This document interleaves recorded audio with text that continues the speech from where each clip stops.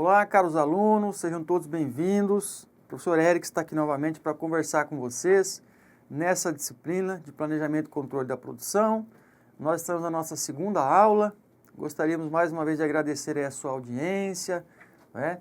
Espero que vocês possam compreender um pouco mais essa disciplina voltada aí para a área da engenharia. Então, você da área da engenharia elétrica, da civil, da produção, da engenharia agronômica e todas as outras áreas que eventualmente estejam contempladas dentro dessa disciplina, ou seja, nós podemos aqui chamar das engenharias, e aí nós colocamos todos os profissionais, aí, todos os cursos dentro desse contexto sobre o planejamento e controle da produção. Então nós vamos para a aula de hoje, a aula de número 2, onde nós vamos enfocar um pouco sobre o planejamento da capacidade, sobre a administração de estoque, e também vamos falar um pouquinho sobre a questão da manufatura enxuta, ou seja, o conceito Lean, como é conhecido, e nós estamos aqui para poder fazer, então, essa apresentação desses principais temas, desses principais assuntos que estão direcionados aí à área da engenharia. Então, sejam bem-vindos e vamos para a aula de hoje. Bom, o primeiro ponto dessa disciplina, Planejamento e Controle da Produção, também conhecido aí nas siglas como PCP. Vocês vão usar muito essas terminologias ao longo da sua carreira profissional, vão usar isso no dia a dia, né? Quando forem para as indústrias, para as empresas de uma forma geral. Então, vocês vão adaptando esses conceitos, essa linguagem, de acordo com cada área de formação. Nosso primeiro ponto para a aula de hoje é pensarmos o planejamento da capacidade. E aí, quando nós já imaginamos isso, olha, o que é planejamento da capacidade? Então, eu preciso saber quanto que a minha empresa pode produzir, até onde ela pode chegar. E aí nós vamos trabalhar com essa ideia com vocês. O segundo contexto é sobre o Lean Manufacturing, ou seja, é a produção enxuta, a manufatura enxuta, e vocês também vão conhecer como é que isso se traduz no dia a dia, como é que isso está inserido dentro das indústrias. Então, são conceitos assim, extremamente importantes para todos vocês que estão nessa área e, eventualmente, vocês vão trabalhar com isso no dia a dia. Então, adicionalmente, vocês podem fazer leituras, complementares para que possam efetivamente ter um arcabouço, uma musculatura teórica mais interessante sobre aqui, os conceitos aqui apresentados. E também vamos pensar um pouquinho sobre a administração de estoques. Vamos trabalhar esse contexto, trazendo exemplos para vocês de como é que funciona essa ideia também. Claro que são temas muito abrangentes, e nós precisamos fazer alguns recortes para poder trabalhar com essa ideia com vocês, mas por isso que nós sempre estimulamos os nossos profissionais aí, vocês, alunos, a fazerem leituras adicionais, a ampliarem essa árvore conceitual em relação ao nosso tema.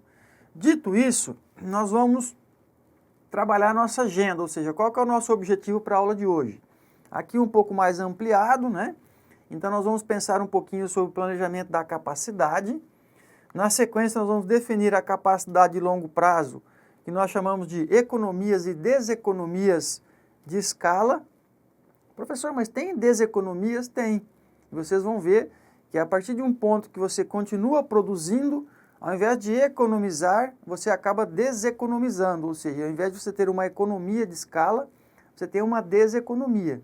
Então, quanto mais você produzir, pior é para a sua empresa. E vocês vão entender um pouco desse conceito também. Na sequência, nós temos a metodologia Lean, ou seja, da manufatura enxuta. Como é que isso se traduz na realidade, na questão da redução de desperdícios, de tempo, de processamento. Então, nós vamos apresentar esses contextos e conceitos também, que é a ideia da manufatura, redução de desperdícios, Então, a manufatura enxuta e a redução de desperdício está dentro do conceito Lean. E, por fim, nós vamos trabalhar a ideia de gestão de estoques, ou seja, onde nós também vamos conhecer um pouquinho sobre a classificação ABC, E aí, nós encerramos essa aula 2 com esses principais conceitos aqui.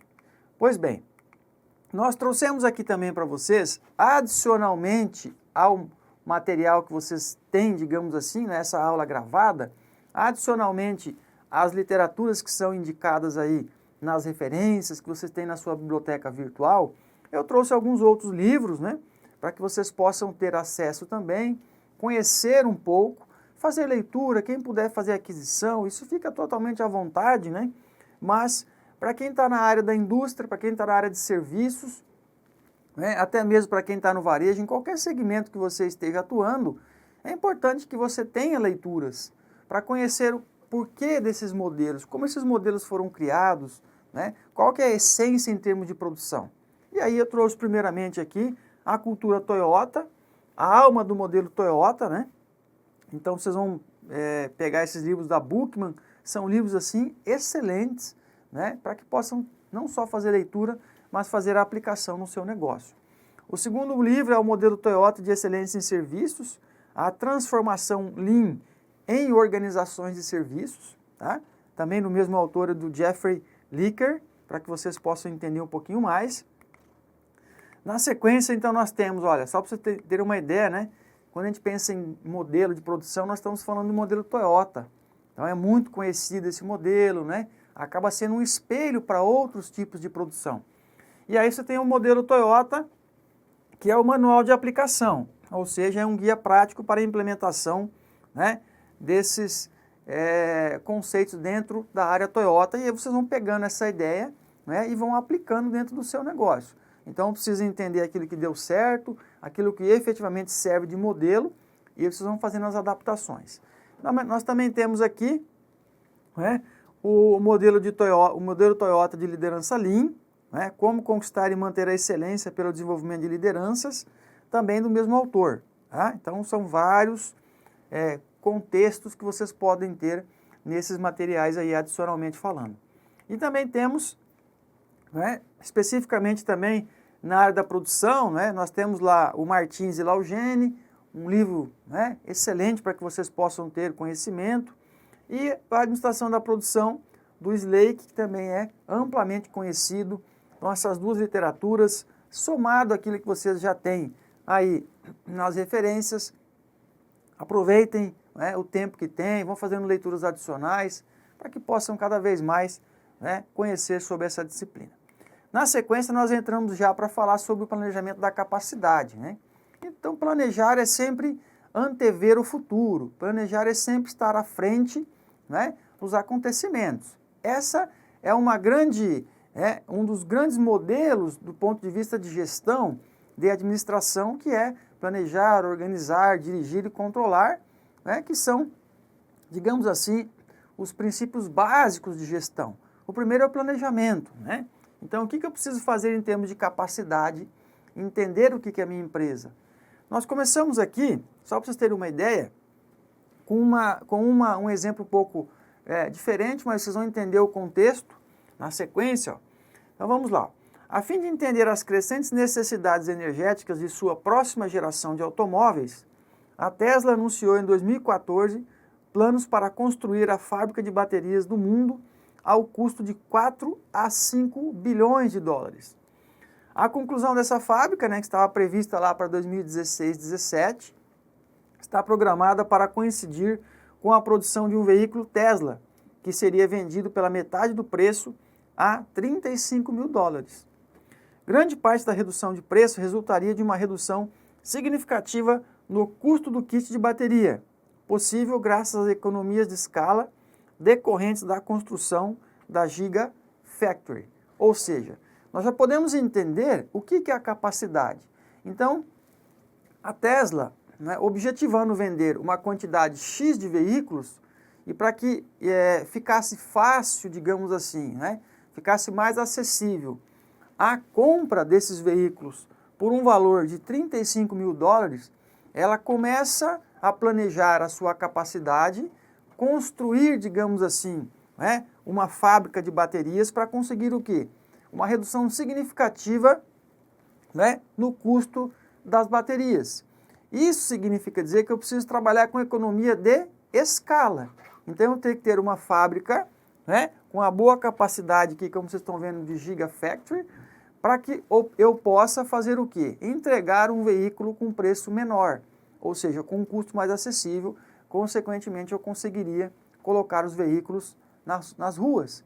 Isso significa dizer que ainda assim, né, nós estamos falando de um produto que costumeiramente nós não estamos uma certa demanda, nós não estamos tão à vontade assim para comprar carros elétricos. Nós estamos vendo aí uma onda de carros elétricos no nosso país, né, entrando agora, não especificamente da Tesla, mas de outras marcas chinesas principalmente. Então, como que eu vou trabalhando a minha capacidade? Eu quero entregar os carros no Brasil e também quero fazer o quê? Preciso dar suporte, preciso ter assistência, né, para esses veículos. É o que tem acontecido atualmente com a BYD, ou seja, a BYD, ou como vocês queiram aí chamá-la, né, que tinha uma previsão no início do ano de 24 para até o final deste ano corrente, né, do ano corrente, melhor dizendo, de entregar 7.000, trazer a cada viagem de navio 7.000 veículos para o nosso país, com a previsão de 100.000 veículos até o final de 24.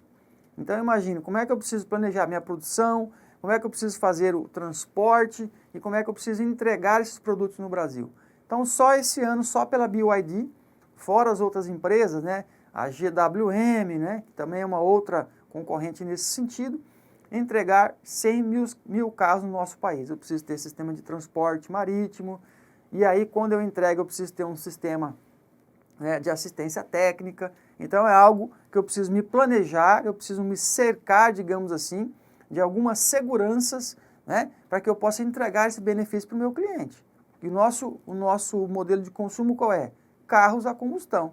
Então como é que você trabalha essa cultura, né, de fazer com que as pessoas comprem só carros elétricos? Eu preciso também entregar essa ideia para o meu cliente e isso passa pela questão do planejamento da capacidade. Então só para vocês entenderem, né, como é que eu preciso trabalhar esse arcabouço, como é que eu preciso planejar tudo isso e entregar algo muito mais interessante para a minha clientela.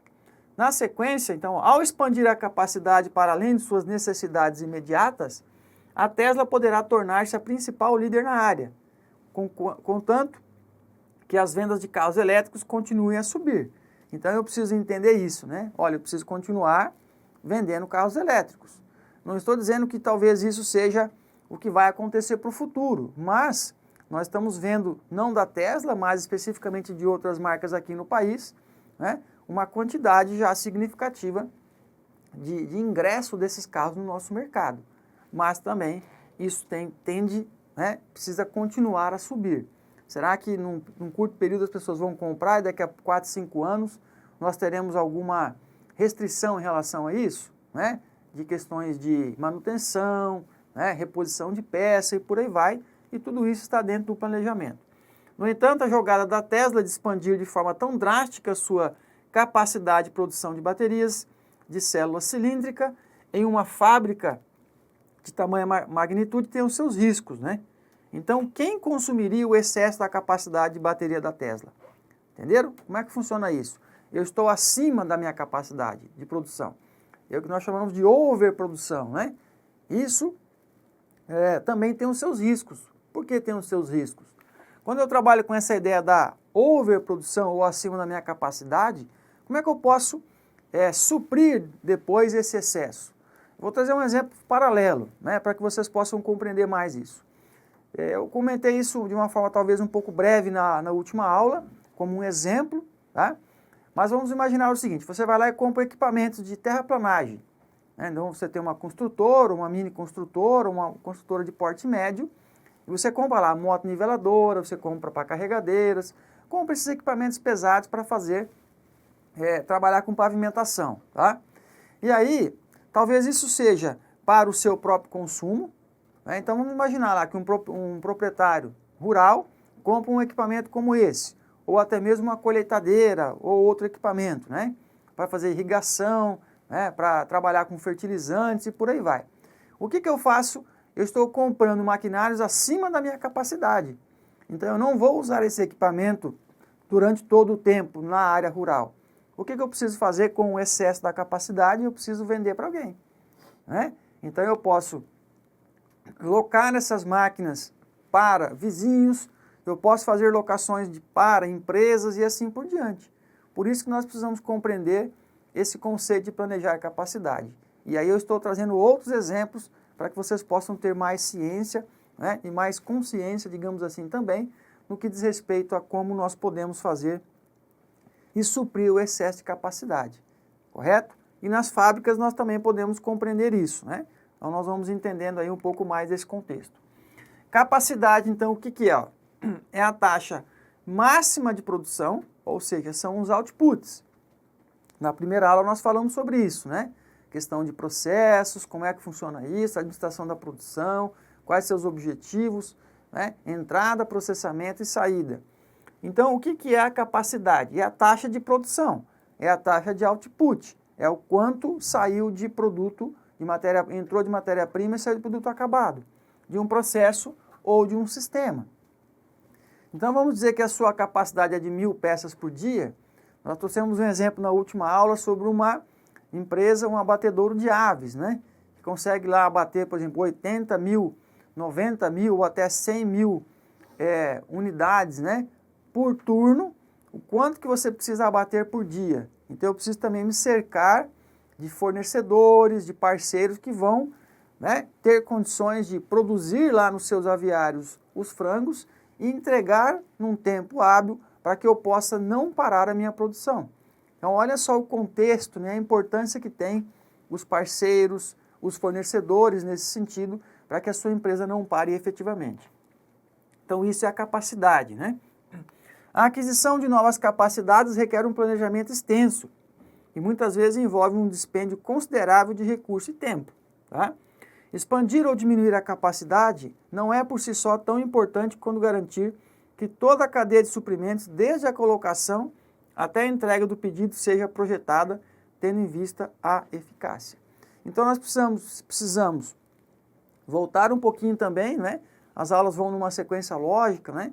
Então nós precisamos entender lá sobre a cadeia de suprimentos que nós falamos na aula 1, né? Entender que para chegar lá no final, isso é o todo, né? E o todo tem que funcionar como uma engrenagem. Por essa razão, né, que nós precisamos garantir que essa cadeia de suprimentos consiga, né, fazer a entrega e, consequentemente, nós produzirmos essa matéria-prima. E aí, pensando nessa questão da capacidade, né, nós podemos aumentar ou diminuir a capacidade. Se nós aumentarmos, nós podemos ter economias ou deseconomias, como vocês vão ver na sequência. Mas, geralmente, quando você aumenta a produtividade, né, você acaba aumentando para ter uma economia de escala, ou seja, para ter um custo menor.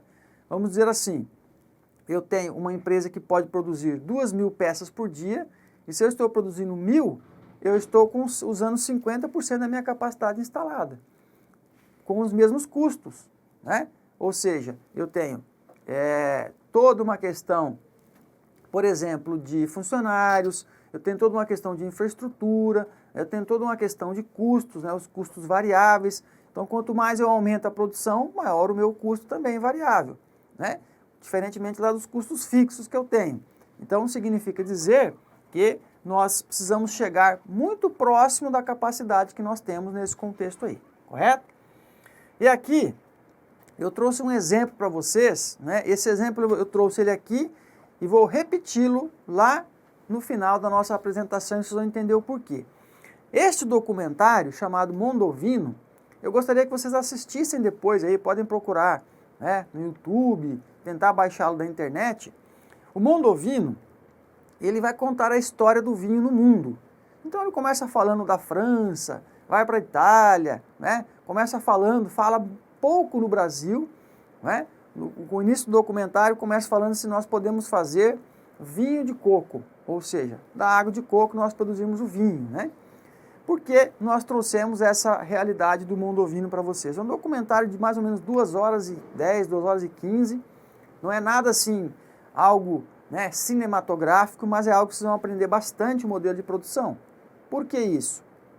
Porque nesse sistema de produção e capacidade, ou seja, planejar a capacidade, né, o modelo francês sempre foi naquele caminho, naquela direção de esperar o tempo da maturação do vinho para que possa vender um vinho efetivamente com qualidade.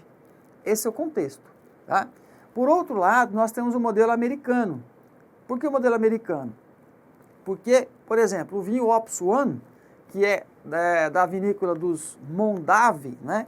Robert Mondavi, que é um dos principais assuntos aqui desse documentário, por isso o Mondovino, né, como se fosse os Robert Mondavi, um dos grandes pensadores lá, idealizadores dessa vinícola. Então, na região de Napa, na Califórnia, o que acontece? Eles contrataram consultoria e tudo mais, para fazer a microoxigenação do vinho. Então, quando você microoxigena o vinho, o que você está fazendo com a sua produção? Eu estou aumentando a minha capacidade produtiva, diminuindo o tempo. Então, eu vou produzir muito mais garrafas em menos tempo, para que eu possa vender quantidade de vinhos. Eu não estou falando aqui sobre qualidade, e também não estou dizendo que os vinhos microoxigenados não têm qualidade, mas é para vocês compreenderem como que o modelo de negócio funciona. Ou seja, empresas, indústrias aumentam a sua capacidade de produção, aceleram o processo produtivo para conseguir entregar mais garrafas e venderem mais vinhos. Já no modelo mais tradicional, como os franceses, por uma questão cultural, né, acabam seguindo todos os processos à risca e demorando mais para entregar uma garrafa de vinho, né, e consequentemente também você demora mais para ter uma receita. É um documentário assim simplesmente fantástico, que vocês poderiam assistir, né? Gostaria muito que vocês assistissem, e cada vez que vocês assistirem, vocês vão ter uma leitura diferente. Confesso que já assisti várias vezes esse documentário, né? E cada vez que eu assisto, eu faço uma releitura. Eu busco novos conceitos e faço novas analogias em relação a determinados assuntos voltados para a área da gestão. Aqui não é diferente. Planejamento da capacidade, né? E mais adiante nós vamos também entender um pouco disso na questão de estoques e assim por diante. Então fica aí o convite para vocês assistirem o Mondovino. Na sequência, ainda sobre planejamento da capacidade, planos de capacidade a longo prazo tratam de investimentos em novas instalações e equipamentos no nível organizacional e exigem a participação e a aprovação da alta gerência, porque são revogados, né? Não são revogados, digamos assim, facilmente. Então não é aquilo que você fala assim, olha, agora eu fui lá e fiz, então vou revogar isso, acabei, né? Vamos voltar para a etapa anterior. Tem algo que vocês estão fazendo, tratando de grandes investimentos nos negócios, né? Instalações, equipamentos e assim por diante. Então não é algo que você fala assim, agora eu não faço mais, né? Não é agora fazer algo particular. Você comprou lá um equipamento e fala assim, eu não gostei, comprou um celular, comprou alguma coisa, não gostou, você vai lá e revende, né? Então não é algo tão simples assim. Nós estamos falando de indústria, de produção, né? Nós estamos falando de marcas, nós estamos falando de mercado, ou seja, tudo aquilo que vocês vão entregar para o seu cliente lá na ponta, né? Como produto final. Quando se trata de capacidades, o excesso pode ser tão angustiante quanto a carência. Olha lá que nós comentamos, né? Por que o excesso pode ser tão angustiante quanto a carência? Porque vocês vão entender que o excesso pode me trazer uma deseconomia ou a carência, né, pode não me dar uma escala, por exemplo. Tá? Então isso é extremamente importante para nós compreendermos. Em linhas gerais, a capacidade pode ser expressa por dois modos, né? Medidas de saídas, que são os outputs, ou também nós podemos entender com medidas de insumo, que são os inputs. Então, tudo aquilo que saiu ou tudo aquilo que entrou, nós podemos compreender como sendo a capacidade. Mas nem tudo aquilo que está como output, né, pode ter como saída, porque eu posso ter muitos desperdícios ao longo do processo. Não é isso? Eu posso ter muitas perdas ao longo do processo. Eu posso ter problemas ao longo do processo. Significa dizer, né, que nós temos esses dois mundos e esses dois modos para pensar, né, em como cada empresa vai trabalhar. Então, olhem lá. Ainda no planejamento da capacidade, utilização é o grau em que um equipamento, espaço ou mão de obra estão sendo usados e é medida como a razão entre a taxa média de saídas e a capacidade máxima. Ou seja, eu pego lá, a utilização é igual à taxa média de saída, que são os outputs, e faço o quê? Divido pela capacidade máxima da minha empresa. O que saiu pela capacidade máxima multiplicado por 100. Então, a decisão sobre o melhor nível de capacidade envolve uma análise de eficiência das operações. Segundo um conceito conhecido como economia de escala, o custo unitário médio de um bem ou serviço pode ser reduzido aumentando-se a taxa de produção. Aumentei a taxa de produção, vou ter uma escala diferente, né? Então, se eu tenho um custo, por exemplo, de R$100.000, né? E se eu dividir esses R$100.000 pela minha capacidade, que é de 2.000 peças, eu tenho um custo unitário X. Mas se eu pegar os 100.000, né, e diminuir por um volume menor de unidades produzidas, eu vou ter um custo maior. Isso significa dizer que ao invés de eu ter uma economia, eu posso ter uma deseconomia. Eu posso estar pagando para trabalhar pela quantidade de produção que eu tenho. E nós vamos também conhecer um pouco desse conceito aí na sequência. Tá? Então fica aí mais esse conceito, mais essa ideia para vocês pensarem na questão da utilização. Eu preciso utilizar. Eu comprei um maquinário, eu preciso utilizar. Eu comprei um trator, eu preciso utilizar. Colheitadeira, uma moto niveladora, uma pá carregadeira, uma empilhadeira. Então tenho que usar essa produção. Tá? Isso é interessante, né? Porque nos modelos mais americanizados, eles calculam muito são muito racionalizados nesse contexto. Não estou dizendo que em outros países não tem isso, né? Mas você calcula lá, se você tem uma oficina mecânica no Brasil, né? Se for o mesmo conceito voltado para o modelo americano, eles vão calcular quantos dólares ou quantos reais eu preciso faturar por hora naquele elevador, né? Isso significa dizer que é como se você tivesse um galpão, um espaço, que o cálculo por metro quadrado em termos de lucratividade fosse feito. Né? Talvez no Brasil nós temos um pouco desse conceito diferente disso, né? Mas os americanos são bem pragmáticos nesse conceito de entender essa ideia, né? Eu preciso produzir, eu preciso faturar por metro quadrado, por elevador, por equipamento que eu tenho, correto? Não estou dizendo que no Brasil nós não temos, mas talvez seja um pouco mais acentuado, né, em outros países. Então, o que nós temos aqui? A decisão sobre o melhor nível de capacidade envolve uma análise da eficiência das operações, né? Então, dentro dessa ideia da economia de escala, só precisa entender, então, como é que funciona essa questão do custo unitário médio, né? Que vai se traduzir em você aumentar, né, de acordo com o nível de produção. Dito isso, feita essa primeira abordagem, o que nós podemos compreender também? Algumas razões, né, sobre as economias de escala, ou seja, 4 razões principais explicam por que as economias de escala podem reduzir custos quando o volume de produção aumenta. O primeiro elemento aqui a ser pensado é o seguinte: os custos fixos são diluídos entre as mais unidades. Aquilo que eu comentei, né? Se eu chegar próximo da quantidade da minha capacidade máxima instalada, eu tenho um custo menor em termos de unidades. Os custos de construção são reduzidos, é um outro elemento, né? Para a gente poder pensar, quais são esses custos de construção que são reduzidos? Eu posso pensar na minha infraestrutura de uma forma geral, né? Os custos de aquisição de materiais são cortados, é um outro ponto, né?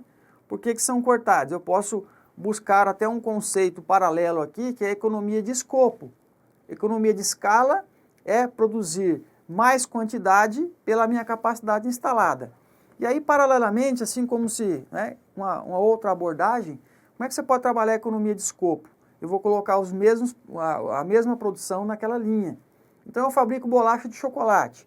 A matéria-prima da bolacha é a mesma coisa. Eu só vou mudar o sabor. É o wafer de chocolate, é o wafer de morango, wafer de baunilha. Isso é uma economia de escopo, né? Você pega lá as montadoras, né? Você compra um carro de 500 mil, você vai comprar um carro de 150, o volante do carro de 500 é o mesmo volante do carro de 150. Né? O parafuso da roda, muitos equipamentos são muito parecidos ou, né, em alguns casos, idênticos.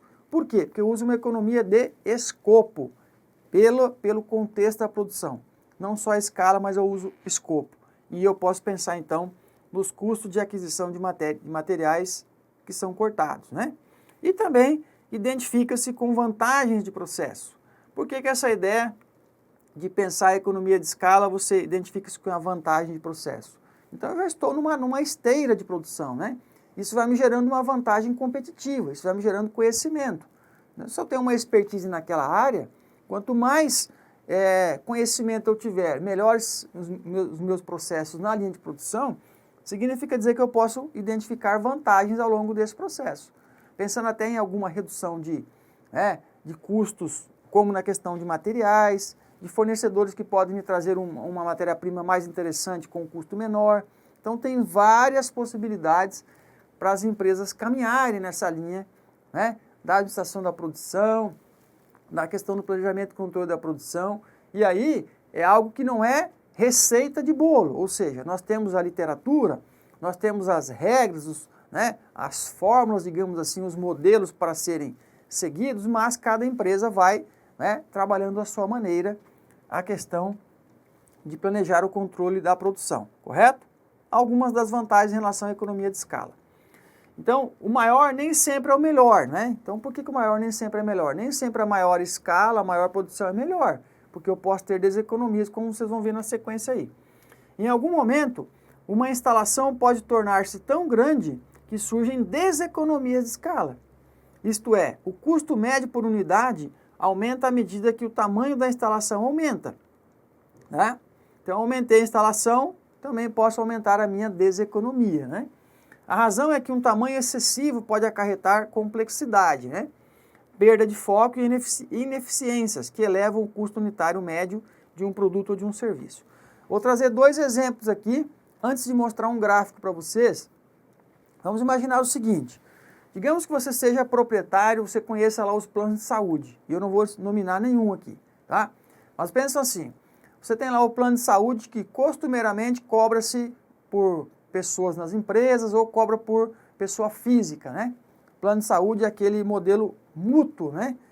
Mútuo de negócio, ou seja, o mutualismo, né? Os que estão com menor idade vão pagar por aquele que tem maior idade, né? Então, eu uso menos quando eu entro no plano com menos idade e uso mais quando estou, né, digamos assim, com mais idade. Isso é chamado de mutualismo na questão dos planos de saúde, tá? Vamos pensar o seguinte, então se os planos de saúde reduzirem os preços para mais pessoas entrarem nos planos, significa dizer que daqui pouquíssimo tempo, né, ao invés de ter uma economia de escala, eu teria uma deseconomia de escala.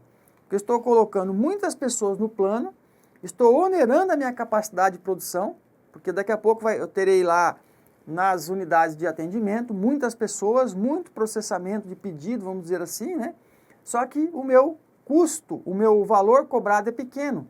Então é melhor eu ter um valor maior de plano de saúde para as pessoas e para as empresas, ou é mais fácil ter valores menores, colocarem pessoas para dentro do plano e depois não conseguir atender. Isso é para nós pensarmos, não só na questão de plano de saúde, mas pensar em como que isso poderia ser um problema para o seu tipo de negócio, correto?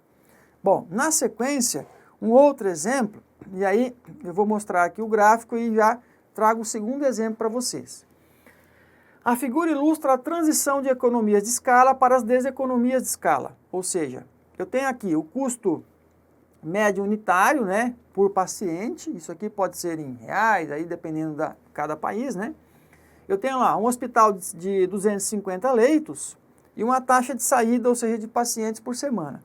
Até 500 leitos eu tenho uma economia de escala, pela minha capacidade de produção. Quando eu passo de 500 até 750 leitos de produção, eu estou produzindo e tendo uma deseconomia. Ao invés de economizar, eu estou deseconomizando. Ao invés de ter uma eficiência, eu estou tendo uma ineficiência. Eu estou pagando para trabalhar no contexto de deseconomias de escala. Por quê? Porque eu estou aumentando muito a minha produção sem ter um planejamento de capacidade, sem ter uma boa gestão de custos e assim por diante nesse contexto e nesse conceito, tá? É um gráfico bem simples para nós entendermos, mas eu trouxe o segundo exemplo aqui. Se o primeiro foi no plano de saúde, né, que nós podemos ter problema nisso, o segundo exemplo tem uma matriz chamada matriz gulosa, né? É algo interessante para a gente compreender isso.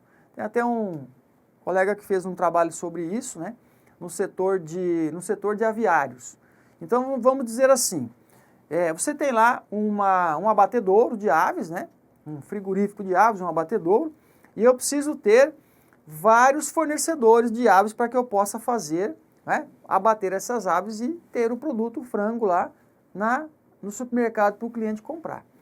Então, vamos pensar assim, dentro desse conceito, um franguinho fica de 35 a 40 dias lá, né, nos aviários, comendo ração todos os dias, para que em tantos dias ele possa sair do aviário e ir para o frigorífico. Quanto mais eu esperar e deixar esse frango lá nas granjas, digamos assim, comendo, ao invés de ter uma economia, eu passo a ter uma deseconomia. Por que que a matriz me dá essa informação, né? Porque assim, vamos dizer assim, lá desde do primeiro dia até o último dia, que é o nível excelente de abate, ele tem uma curva de ganho de peso significativo. Porque 40 dias para você abater um frango já é algo, né, fora da média, mas sim, se você comparar a outros modelos mais tradicionais, né? Então, assim, nesse de 0 a 40 dias, essa curva de engorda do frango é significativa. Mas quando passa desse período, eu estou dizendo aqui que poderia ser até 35, 37, até 40 dias aproximadamente, quanto mais eu vou esperando, quanto mais eu vou deixando esse frango lá na granja, por exemplo, ao invés de ter economia, eu passo a ter deseconomias. Por que que acontece isso? Porque ele não ganha mais peso como deveria. E eu estou alimentando cada vez mais, gastando com ração, com transporte, com outras coisas. É um grande exemplo para nós pensarmos economia e deseconomia de escala. E as empresas precisam calcular isso, né? É a mesma coisa de você produzir e deixar em estoque e não calcular o custo de armazenagem. É a mesma ideia, né? Olha, eu produzi, mas está lá em estoque. Então, o seu dinheiro está em estoque, o seu caixa está no estoque e não está efetivamente disponível para você poder utilizar. Então, fica aí também um pouco dessa dica para você sobre matriz gulosa, né? No que diz respeito a entender a economia e deseconomia, as economias e deseconomias de escala e assim por diante, correto? Bom, feita essa primeira abordagem então, caros alunos, nós vamos praticar um pouquinho, né? Vamos pensar um pouco nesse cálculo de eficiência. Nós estamos falando de economia de escala, de escopo, né? Ou melhor dizendo, economias de escala e deseconomias, e eu coloquei um pouco nesse molho aqui de escopo para vocês entenderem. Então vamos pensar o seguinte, ó. Nós temos uma máquina de lavar roupa industrial, de lavanderia, né? Que deve trabalhar 12 horas por dia, tá? Mas existem interrupções. Então é como se fosse assim, olha, eu tenho lá um veículo, eu tenho uma máquina, e essa máquina não gira 24 horas, 12 horas sem parar, né? É a mesma coisa você ter uma indústria. Olha, no período de safra lá de cana, né? Eu fabrico etanol, fabrico açúcar e assim por diante. Então a fábrica nunca para, eu não preciso desmontar essa fábrica para poder fazer manutenção em equipamentos. Nós estamos falando de indústria pesada, coisa que às vezes você precisa na entre-safra parar, desmontar para fazer manutenção.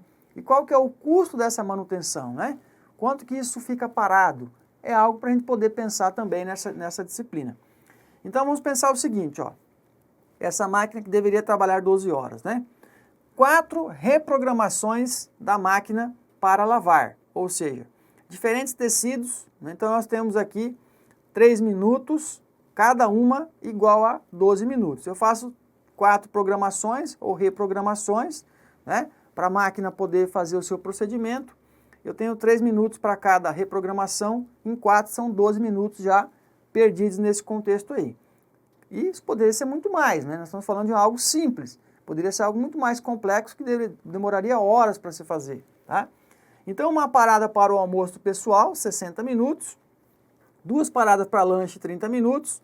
Uma parada para manutenção preventiva de 30 minutos. Total de paradas em minutos, 132. E aí eu faço o quê? 12, né? Multiplico aqui por 60, que é igual a 720 minutos. Então eu tenho que ter uma eficiência de 100% nesse contexto. Um percentual de paradas, então, isso representa para mim 18,33%. 18,33% ou 18,33%, né? Eu tenho um percentual de paradas. Com uma eficiência de 100 menos 18,33%, nós temos uma eficiência de máquina de lavar que deve estar próxima aí de 82%. Então, né, é uma ideia para nós pensarmos bastante, né? Que a máquina não precisa parar, né? É só, sei lá, ir colocando produto, né? No caso de roupas e tecidos e outras coisas para poder lavar. Então ela tem 100% de capacidade. Mas o quanto que eu estou perdendo ao longo do processo? Estamos falando de linha de produção, estão trabalhando com pessoas, vão fazer manutenções, né? Quando não tem problema da máquina, uma questão a máquina quebrou, tem que fazer algum reparo, né? As manutenções preventivas. Então, no contexto geral, é uma máquina que te dá 80% de eficiência. Significa dizer que se eu tiver outras máquinas, né, o quanto que isso me dá em termos de produtividade. São esses cálculos que nós vamos pensando na questão de planejar a capacidade produtiva e, consequentemente, você ter uma eficiência. Então, nós vamos teorizando um pouco, trazendo exemplos para vocês, para ficar mais dinâmico aqui o nosso bate-papo, tá? E aí, mudando um pouco aqui, fazendo um setup, né, uma reconfiguração nas ideias aqui, nós já temos o conceito de Lean Manufacturing, ou seja, é conhecido como manufatura enxuta ou redução de desperdícios. Como é que nós trabalhamos com essa ideia Lean, né? Então, a Lean Manufacturing, ou também chamado de produção Lean ou manufatura enxuta, é uma filosofia de gestão no sistema Toyota. Isso vem lá na questão da Segunda Guerra Mundial, né? Como que isso foi reconstruído, digamos assim, em termos de produção diante do período, né, de guerra. De produção cujo objetivo é a redução de 7 tipos de desperdícios. Por que 7 tipos de desperdícios? Nós temos várias possibilidades, né? Então, o que as empresas desperdiçam? Tempo, desperdiçam processamento, desperdiçam matéria-prima e assim por diante. Ó. Então, nós temos lá, primeiro, desperdício de produção, tempo de espera, transporte, excesso de processamento, inventário. Né? O inventário aqui é o estoque que você tem em processos, né? A movimentação e defeitos.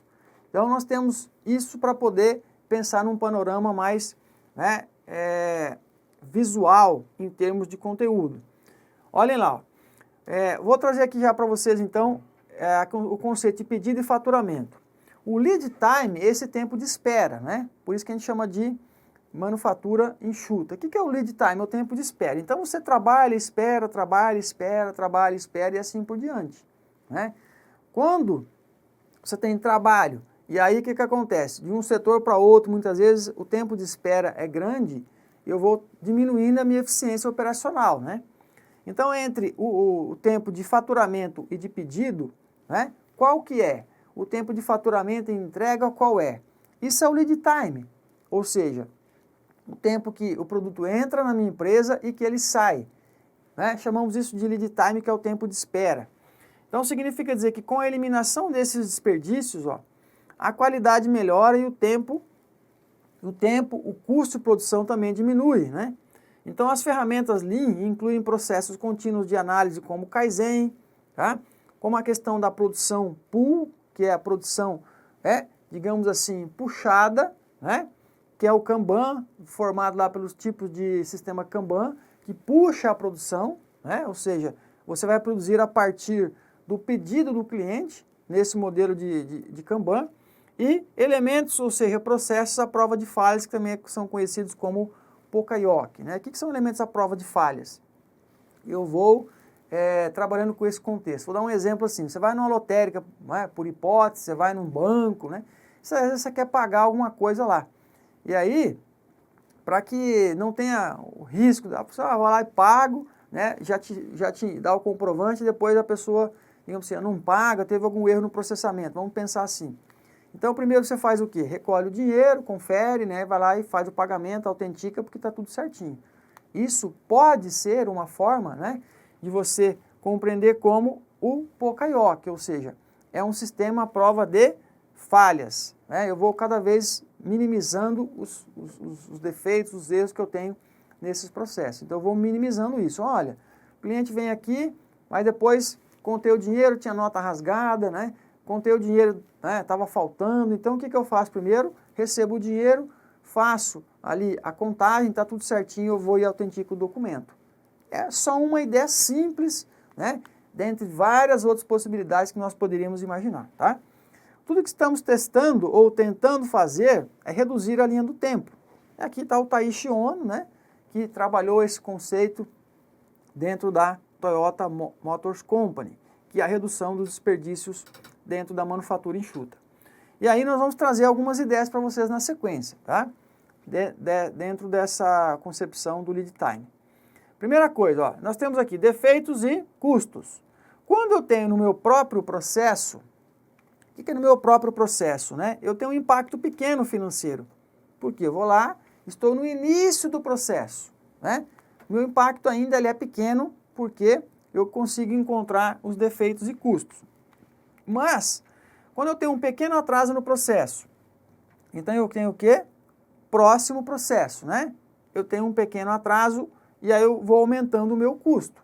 Então, quando está sob a minha responsabilidade, no próprio processo eu tenho um impacto pequeno. Mas eu posso imaginar, por exemplo, que eu tenho serviço terceirizado, que eu tenho produção terceirizada. E esse atraso vai levando o meu custo para frente, né? Seja de produção, seja de armazenagem, de transporte e assim por diante. Quando lá no final da linha, né, eu tenho um retrabalho, ou seja, mudanças no plano, né? Então, no final da linha, o meu custo já vai aumentar. Por quê? Porque eu identifiquei esses defeitos e falhas ao final. E eu vou ter retrabalho para isso.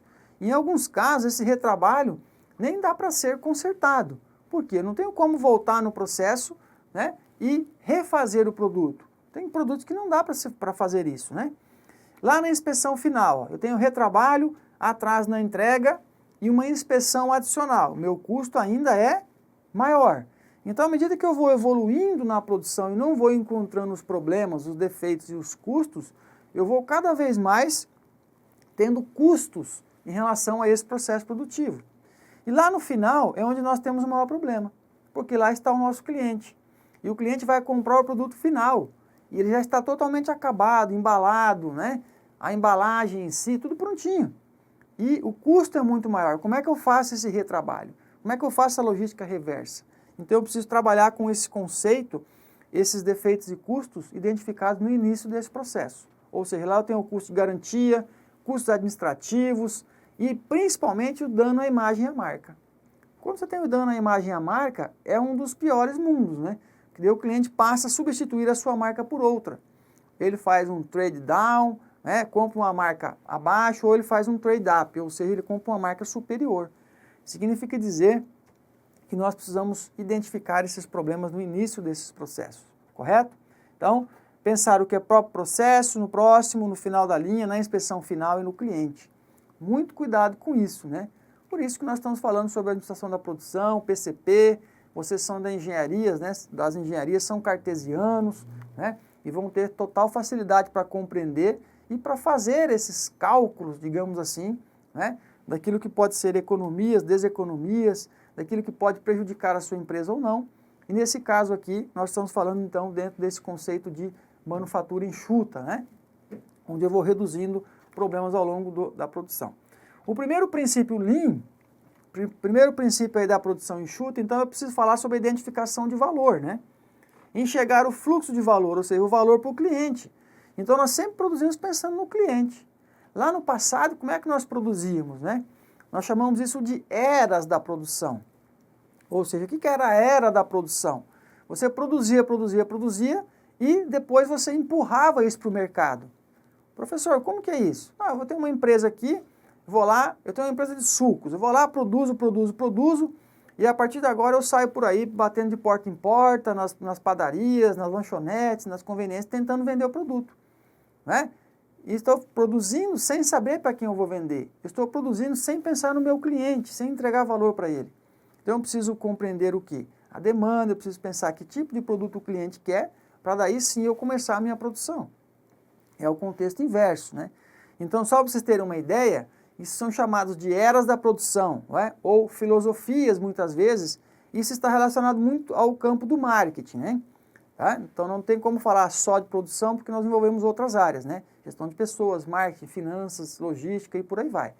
Então, as filosofias são compreendidas como era da produção, era do produto, era de vendas, era do marketing holístico, tá? Mas nós vamos pautar aqui a nossa fala na era da produção. Produzo, né? Sem pensar no meu cliente. Lá, depois da era do produto, vem a era de vendas. Da era de vendas eu tenho para o cliente, ou seja, eu já começo a pensar na minha clientela. Então eu preciso criar valor para ele.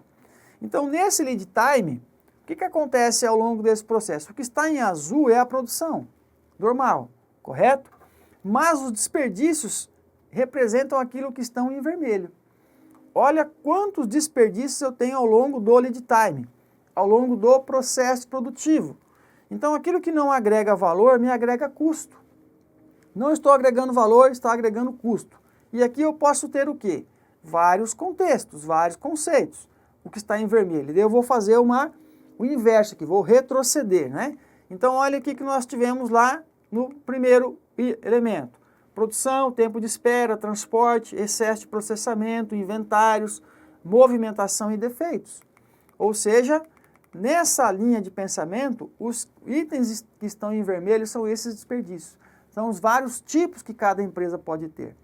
Pode ser que um processo produtivo é mais rápido que o outro. Uma equipe de um turno produz mais do que outra equipe em outro turno. Se eu pegar um histograma, por exemplo, né, nessa distribuição produtiva, eu posso imaginar que o turno A produz mais do que o turno B, ou que o turno C produz mais do que o turno B, em termos de horas, né? Turnos de 8, né? 3 vezes 8, 24 horas. Então, significa dizer que eu tenho o quê? Né? Uma ideia do desperdício. Eu preciso identificar aonde está aqui esse desperdício, correto? Dentro do lead time. Na sequência, o que é que nós temos então? Já que nós apresentamos esse primeiro elemento, né? E o valor para o cliente, o que é? É lá no final entregar algo que possa ser satisfatório para ele. Se vocês quiserem fazer uma leitura adicional, eu vou dando umas pinçadas assim para que vocês possam também buscar outras ideias. Vocês podem pegar livros relacionados a marketing e estudarem a questão, por exemplo, da cadeia genérica de valor. O que é a cadeia genérica de valor? Você vai ter lá as atividades principais e atividades de apoio. Logística interna, logística externa, né? Eu tenho a questão de marketing, vendas, serviços, né? Atividades de apoio, o que eu tenho? Infraestrutura, aquisição, né? Eu tenho a questão de gestão de pessoas. Então, por que tudo isso tem que falar a mesma língua para que lá no final eu entregue um produto, né, satisfatório para o meu cliente? Pense numa linha de produção como fast food. Pense como uma linha de produção como o McDonald's. Então eu faço tudo isso. Como é que eu posso reduzir desperdícios ao longo do processo? Agregando valor para o meu cliente. Como? Vou dar um exemplo. Há pouco tempo atrás, a Sem Parar, que é aquele tagzinho de pedágio, fez uma parceria com o McDonald's. Tá? E aí funciona assim. Você coloca a tag do Sem Parar no seu carro, e você vai lá no drive do McDonald's, você paga com a tag, correto? Então, isso reduziu drasticamente o tempo de pagamento entre você ter que, muitas vezes, dar em dinheiro, ou fazer por pagamento de Pix, ou até mesmo pelo cartão de crédito, por exemplo, ou débito. Então, olha quanto tempo eu demorava para pagar no drive. Agora, quando você faz o pedido, automaticamente, quando você passa, tá ali o carro, né, com a tag já faz a leitura. Então eu estou diminuindo o tempo na questão da produção. Isso é para vocês entenderem como é que funciona o fluxo para o valor para o cliente lá no final. Reduz o desperdício nesse caso do quê? De tempo. Porque o que não me agrega valor, me agrega custo. Porque se eu estou numa cidade grande, 2, 3 segundos, né, 4, 10 segundos, 20 segundos, se eu somar isso ao longo do dia, quanto tempo eu perdi com carros na fila e quanto tempo de produção eu deixei de fazer, deixei de vender por conta desse tempo. Olha que sacada interessante, né? Olha só como que isso representa o modelo americano, pragmático de produção, como eu comentei com vocês. Entenderam isso? Muito legal essa ideia aí, tá? Bom, na sequência, nós temos aqui um pouco do segundo princípio Lean, que é a eliminação de desperdícios, ó. Reduzir o tempo entre o pedido e a entrega através da contínua eliminação de etapas sem valor, que são os desperdícios, né? Então, o que está azul é a produção e o D aqui como se fosse desperdício, né? Matéria-prima até a entrega. O desafio Lean, então, é enxergar os desperdícios, identificar as causas e eliminá-las. Então, nós podemos fazer isso de várias formas. Vocês podem pegar, por exemplo, um diagrama de Ishikawa lá no modelo de produção, correto?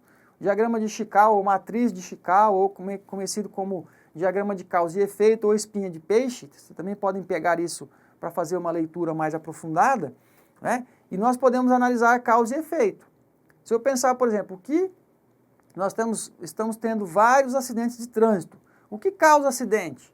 Ruas esburacadas, né? Falta de sinalização, falta de uma de uma cobrança, de uma vigilância mais extensiva dos profissionais aí dessa área de trânsito nas ruas, né, a questão cultural, né, a questão da legislação, quais são as causas e quais são os efeitos?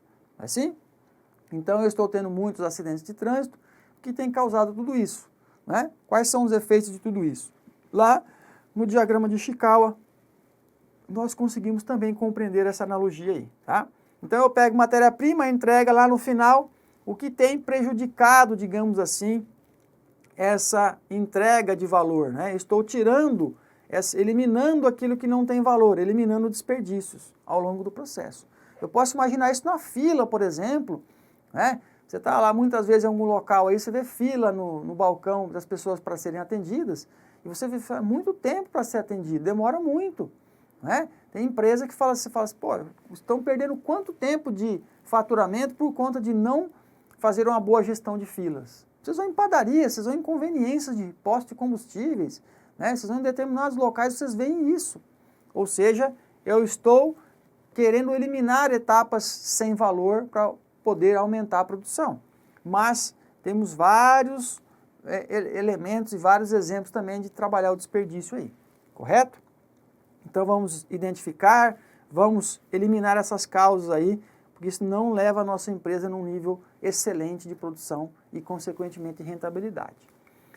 A melhoria contínua, né, dentro da ideia do Lean, o lead time, então, do valor agregado, uma pequena porcentagem do tempo, né, e é espalhado durante o processo. Então, o que é isso? Ó, lead time do valor agregado, uma pequena porcentagem do tempo total, né? Então, em geral, aqui eu tenho a produção, né, que está em azul normalmente. Então, em geral, as empresas se concentram em reduzir os 5% de tempo de agregação de valor, em vez de atacar os 95% de valor não agregado. Então, eu tenho aqui, ó, atividades enxutas de melhoria focam aqui. Ou seja, eu estou preocupado com 95%. As atividades de melhoria, né, concentram-se aqui. Então, tem empresas que acabam se concentrando nos 5%, esquecendo dos 95%, que é onde eu posso, né, agregar mais valor. Aqui eu tenho 95% de valor não agregado, mas eu estou preocupado só com os 5%, que é o que está em vermelho. Significa dizer que eu preciso fazer reanálises. Isso é constante. Isso é constante não só na engenharia, mas em qualquer área, né? As empresas precisam ter esses controles, fazerem essas analogias, levar isso muito à risca, porque em algum momento isso pode escapar, né, do modelo e você acaba tendo, ao invés de economizar, você acaba tendo deseconomias. Por isso que é modelo de gestão, né? Tudo que não pode ser medido não pode ser avaliado. Nós precisamos levar isso muito a sério, né? Do ponto de vista de produção. Principalmente vocês das engenharias, né? Vamos pensar na engenharia civil, né? O quanto de desperdício você tem na obra, por exemplo. O que vocês estão usando selos de qualidade, né? Para reduzir desperdício de mão de obra, de matéria-prima, né? Questões ambientais. Olha o quão importante isso é para a sua área de formação. Não é diferente não só para a engenharia civil, mas para outras engenharias, onde eu posso trabalhar com isso, né? Se eu estou na agrária, a mesma coisa, na engenharia agronômica, né? Como é que eu trabalho isso no campo, máquinas, sementes, insumos, né? Tudo isso tem que ser muito bem calculado para que lá no final nós tenhamos uma melhoria contínua e estejamos muito mais preocupados com os 95% do que com os 5%. Então, olhem lá, melhoria contínua, dentro da ideia do Lean. Então, nós temos prazo de entrega do produto, né, que é a redução, digamos assim, de prazo de entrega do produto. Ou seja, nós temos aqui minutos e lá nós também temos minutos. Aqui nós temos métodos comuns, tradicionais, né, aqui, num contexto diferente, só para analisar um pouco as duas ideias, né. Então, eu tenho aqui 87,5 minutos, 10 e 2,5. 62,5, 35 e 2,5. O que eu estou fazendo no conceito Lean? No conceito Lean nós estamos trabalhando, tirando aquilo que é tradicional, aquilo que é comum, aquilo que é no achismo, aquilo que é no senso comum efetivamente, e reduzindo em minutos. Então lá no primeiro exemplo, né? Nós estamos reduzindo o quê? Em 87,5 minutos. O segundo exemplo nós estamos reduzindo em 62,5. Ou seja, onde você pode cortar, onde você pode diminuir o tempo para aumentar a produtividade. É claro que são contextos diferentes. Eu não estou falando, por exemplo, que no hospital, né, lá na questão da enfermagem, você vai calcular pela quantidade de atendimentos que você faz. Olha, vou atender rápido o paciente, né? Então isso vai ser calculado pela quantidade de injeção que é aplicado. Não é assim, né? Cada contexto dentro do seu espaço, cada ideia dentro do seu modelo de negócio. Mas, quando nós pensamos em produtividade, muitas vezes, nas indústrias de uma forma geral, né, nós precisamos entender onde eu vou limpando isso, onde eu vou enxugando essa manufatura. Eu preciso tirar desperdício do processo, tá? E aqui nesse caso nós vamos eliminar as etapas que estão em vermelho para nós construirmos aqui uma entrega de produto muito mais ágil, muito mais rápida, com a mesma qualidade para o cliente lá no final do processo. E aqui, então, dentro do Lean, velocidade no processamento de pedido, né? Um outro elemento importante aí, ó, recebimento, empresa, tempo e expedição. Faça um paralelo com o que nós temos hoje dos marketplaces da vida. Então, lá no Amazon Prime, né, no sistema Amazon, lá no contexto do Mercado Livre, lá no contexto do Magalu e várias outras empresas, né, de marketplace, o quanto tempo essas empresas demoram para te entregar um produto. Tem algumas que você faz no mesmo dia, né? Você compra agora, daqui a pouco você fala, olha, recebe uma mensagem que você pode retirar o produto na loja em até 40 minutos. Não é assim? É a facilidade. Então já está levando o cliente para buscar o produto, já está melhorando o processo produtivo e de entrega do produto final para o cliente. Em outros casos, 48 horas, né? Então são modelos mais expoentes hoje aí, o Mercado Livre e a Amazon, que são os mais, com uma logística muito mais interessante nesse sentido. Tanto é interessante que o Mercado Livre quando foi criado era um sebo virtual, né? Vendia livros, né? Então, era uma empresa totalmente focada, por exemplo, numa questão de um e-commerce, né? Então, era um sebo virtual, passou a ser um e-commerce. De um e-commerce passou a ser uma empresa de logística. Então, qual é o negócio hoje do Mercado Livre? É logística. Qual é o negócio hoje de uma Amazon? É uma questão logística. Por conta do quê? De você pensar todo esse modelo de produção. Então, o conceito de velocidade no processamento do pedido significa dizer que do recebimento até a expedição, esse ciclo tem que estar cada vez mais curto, para que você possa fazer novas vendas para um cliente que vai dizer, olha, realmente eu vou comprar pela internet porque é mais fácil do que sair de casa, pegar carro, pagar estacionamento e assim por diante. E as empresas que estão fazendo isso, nós voltamos lá no primeiro conceito Lean, que é essa questão do valor para o cliente, né? O que eu estou agregando de valor para o cliente? A comodidade. Então o cliente vai efetivamente fazer novas compras, porque eu consigo como empresa, como negócio, agregar todo esse conceito, todo esse contexto para a minha clientela. Aqui um exemplo para ilustrar, né? Desde o processo do recebimento até a expedição.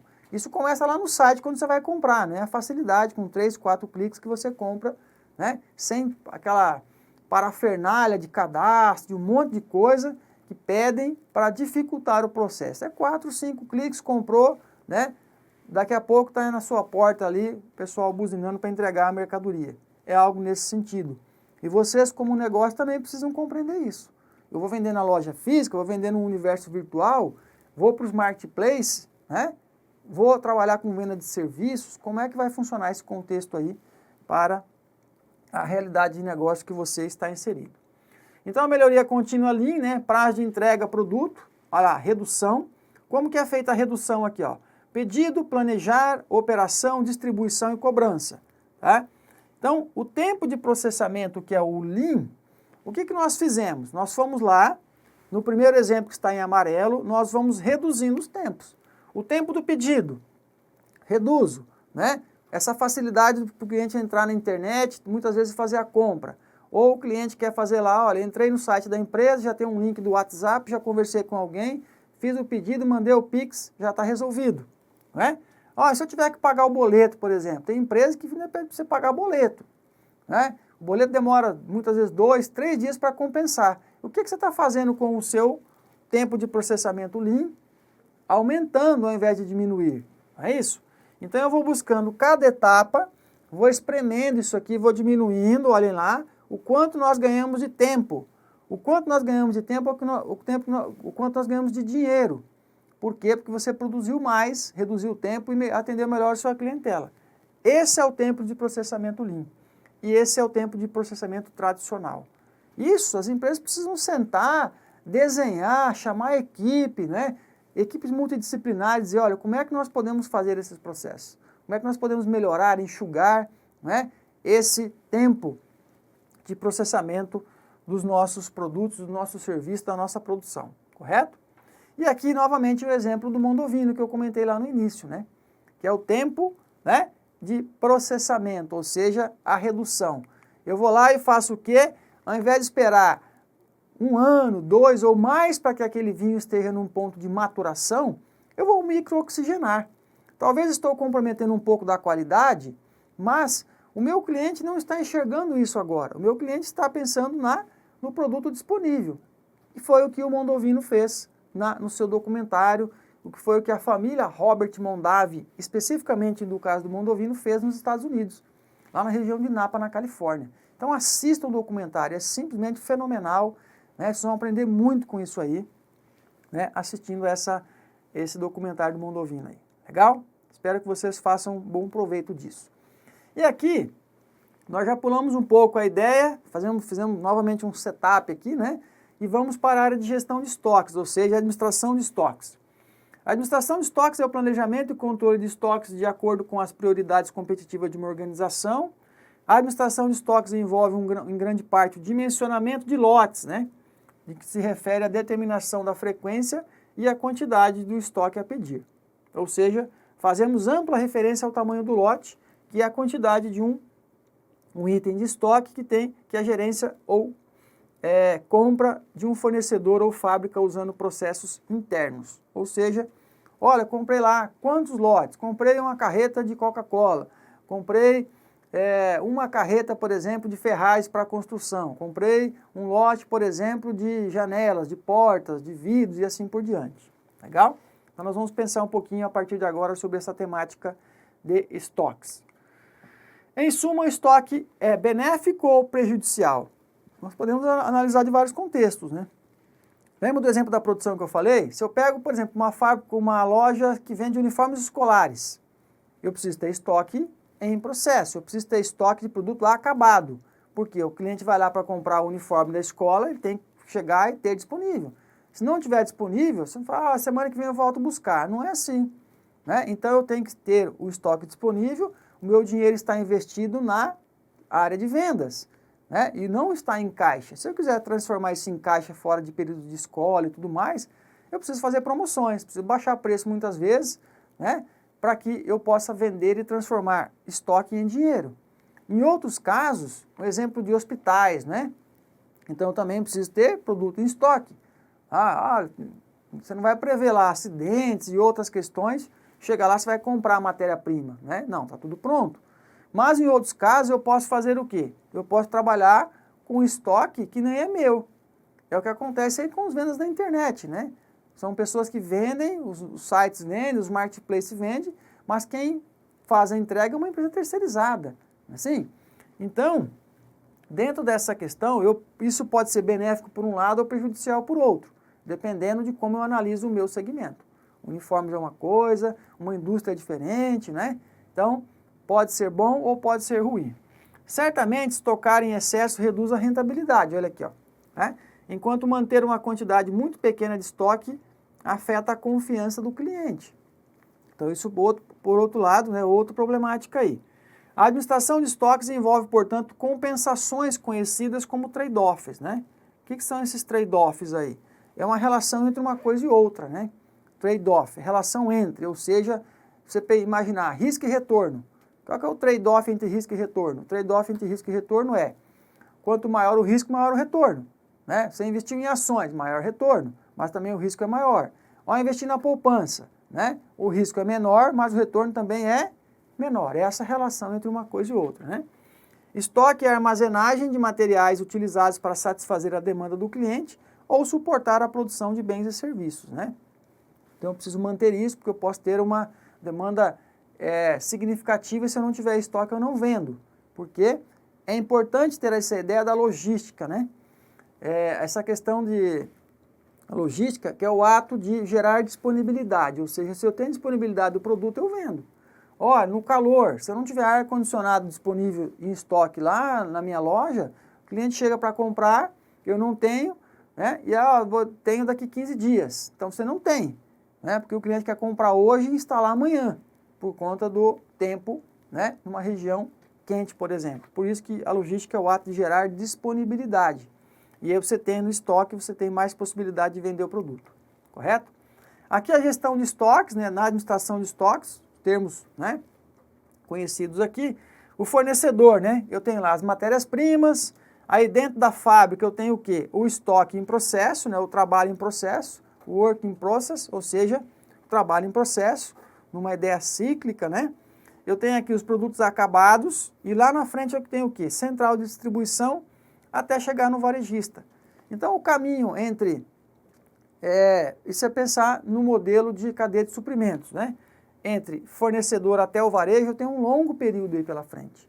E por isso eu tenho que trabalhar isso de uma forma muito bem organizada, muito bem planejada, né? Para que a minha clientela tenha a satisfação naquilo que está comprando, mas que a minha cadeia de valor, a minha cadeia de suprimentos, entregue tudo isso para o meu cliente. Lembra do exemplo do tag do McDonald's, né? A produção é uma ideia para vocês poderem pensar nesse contexto aí, tá? Gestão de estoques, pressões para manter os estoques baixos, né? O principal argumento a favor da manutenção de estoques baixos é de que um estoque representa um investimento financeiro temporário, né? Então, olha, tem um investimento financeiro temporário ali, né? O custo de armazenagem ou custo de posse é a soma do custo de capital com os custos variáveis de manter itens disponíveis, com os custos encargos de armazenagens e manuseio, seguros e perdas. Isso acontece bastante na área do agronegócio, né? Você tem aqueles silos, armazéns, secadores, né? Fertilizantes, todas as commodities são muitas vezes armazenadas em grandes silos, em secadores, né? Em galpões onde você tem que deixar aquilo estocado para depois seguir viagem. Então, isso pode ser meu, isso pode ser alugado, isso pode ser terceirizado. Então, tem a ver com a questão, né, dessas pressões para você manter estoques altos ou estoques baixos, né? Normalmente, as empresas determinam o custo de armazenagem de um produto por período de tempo, né, como um percentual de seu valor. Então, aqui eu tenho o quê? Custo de capital, que é o custo de oportunidade de investir em um ativo em relação ao retorno esperado de ativos de risco semelhante. O que é o custo de capital, né? Então, é o custo do dinheiro, né? Ou seja, é melhor eu investir na poupança, é melhor eu investir em ações. Isso é o custo do capital, né? Qual que é o retorno esperado, né, com riscos semelhantes nesse sentido aí. Custo de armazenagem e manuseio. Estoques ocupam espaço e devem ser movimentados para dentro e fora do depósito, né? Manuseio, entra, sai, né? Quantos dias eu fico ao longo do processo aí. Vocês vão entender um pouquinho mais também desse contexto adiante num exemplo aí.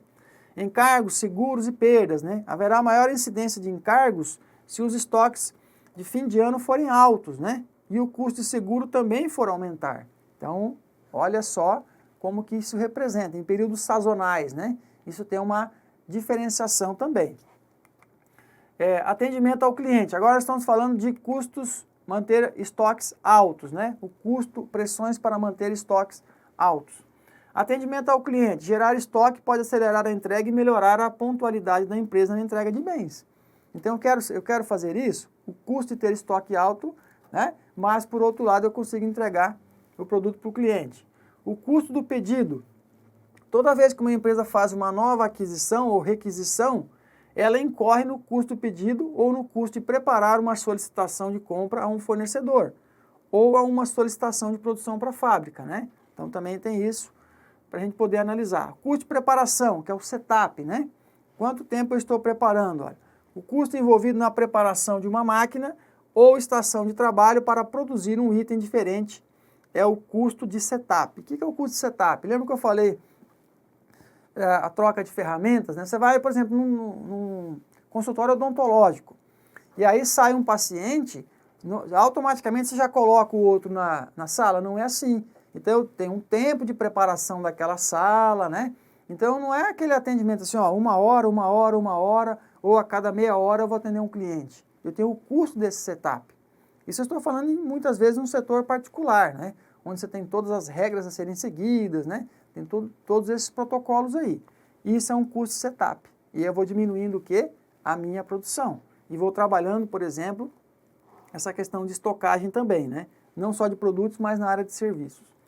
E aí, ainda nesse contexto de pressões para manter estoques altos, tem a utilização de mão de obra e equipamentos. Ao gerar mais estoque, a gerência pode aumentar a produtividade da força de trabalho e a utilização na instalação. É um outro ponto importante para nós analisarmos. Custo de transporte. Algumas vezes o custo de transporte pode ser reduzido por meio do aumento dos níveis de estoque, né? Um outro elemento aí. E pagamentos a fornecedores, né? Uma empresa pode, em muitos casos, reduzir os pagamentos totais aos fornecedores se puder suportar níveis de estoques mais altos, né? Então eu compro mais, consequentemente eu faço o quê? Reduzo o pagamento de fornecedores, né?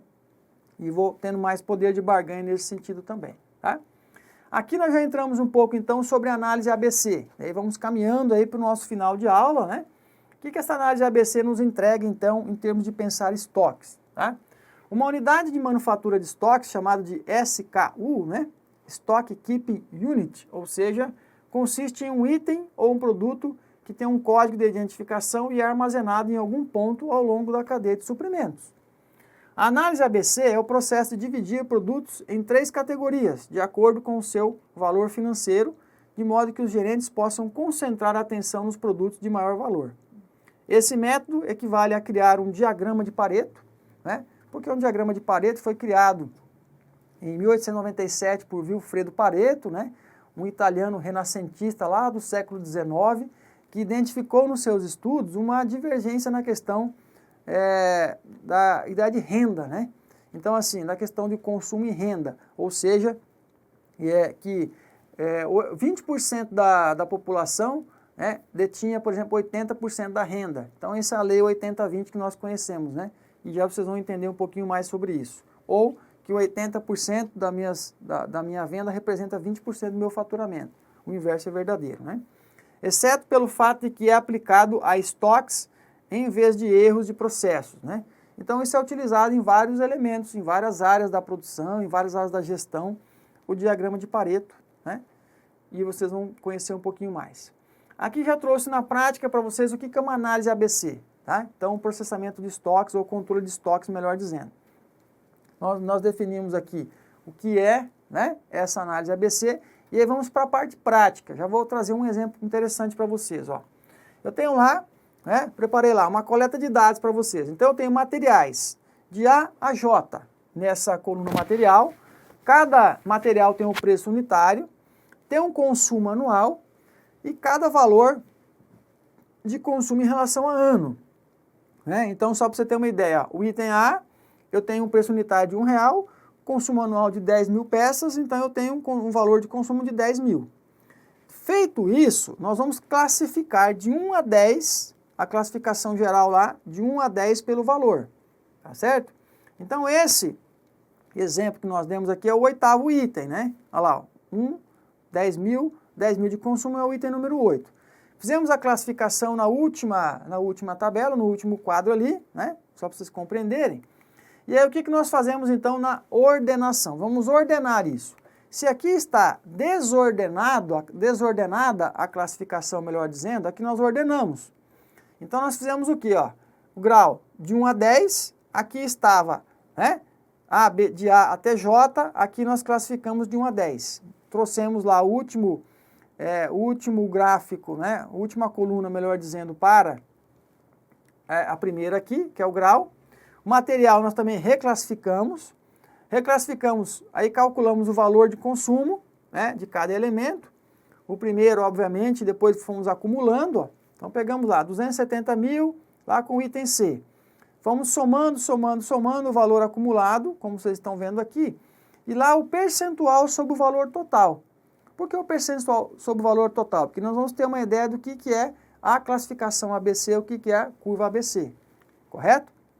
Na sequência, o que nós temos então, olha, né, o elemento, por exemplo, 1 e 2, representa praticamente ali, né, 46 com 20, são 77%, digamos assim, tem classificação A.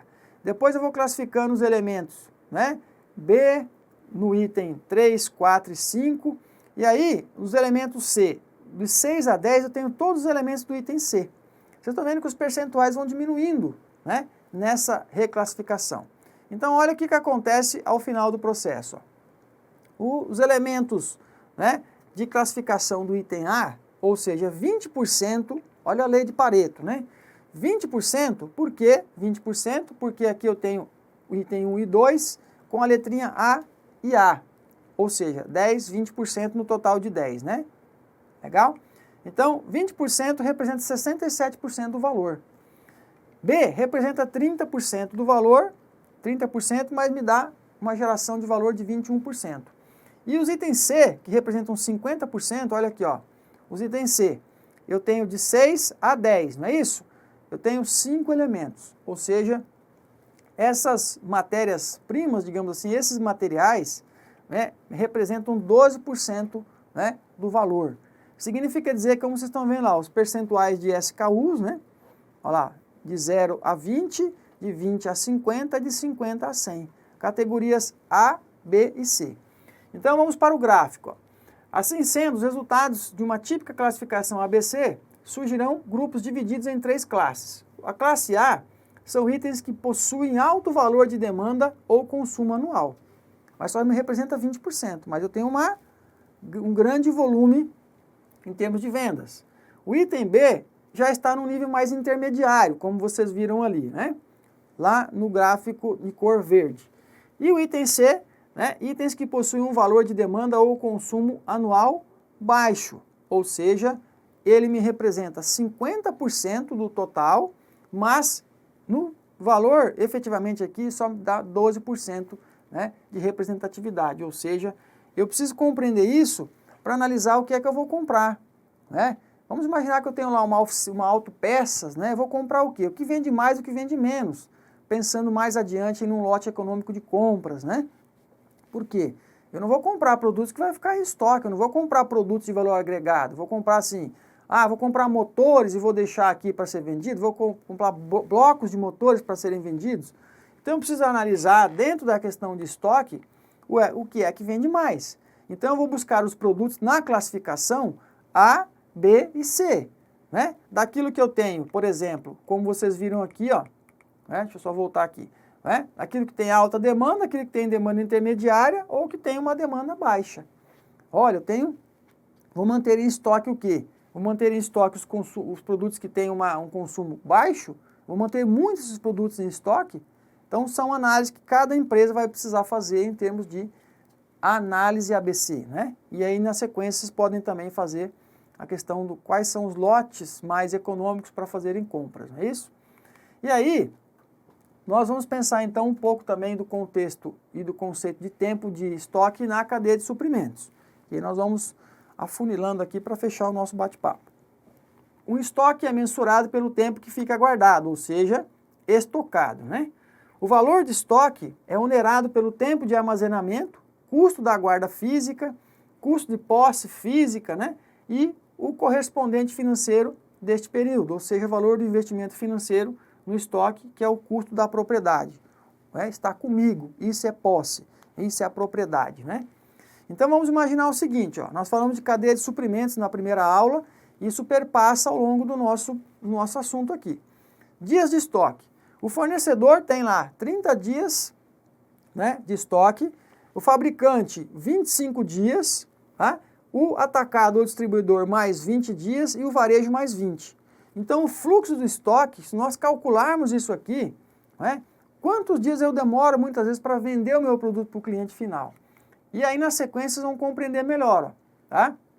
Neste exemplo são 95 dias de estoque ao longo da cadeia de suprimentos. São custos decorrentes de armazenagem, valor financeiro deste estoque, posse física e propriedade. A redução ou aumento desse tempo de estoque em cada um dos membros afeta o custo total da cadeia. Ou seja, né, vamos imaginar, então você tem lá 30 dias de estoque do fornecedor, 25 do fabricante, 20 do estoque do atacado e 20 do varejo. São 95 dias ao longo da cadeia, tempo de estoque na cadeia de suprimentos. Significa dizer que tem empresa, por exemplo, vamos imaginar que você tenha lá uma marcenaria. O tempo que eu tenho de comprar matéria-prima, receber do fornecedor, né? Pegar essa matéria-prima, ou vai para um atacado, depois vem para mim, né? Depois vai para um cliente final, e eu dou prazo para o cliente pagar em 10, 12 vezes ainda, o que acontece com o meu financeiro? Vocês entenderam como que eu vou empurrando os meus prazos de pagamento para frente? Então isso tem muito a ver com a questão financeira, né? Diferentemente de você, por exemplo, lá no mercado, comprar o produto e levar para casa.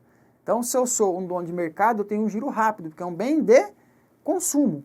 Se eu sou um dono de uma marcenaria, eu tenho um bem que ele é um bem durável. Então, entre comprar matéria-prima, né, entre fechar o contrato com um cliente, entre produzir e entregar, pode ser que seja mais de 95 dias. E até eu começar a receber, pode ser que eu comece a receber em 100 dias, 150 dias ou mais. E termino de receber em 365 dias, que é um ano.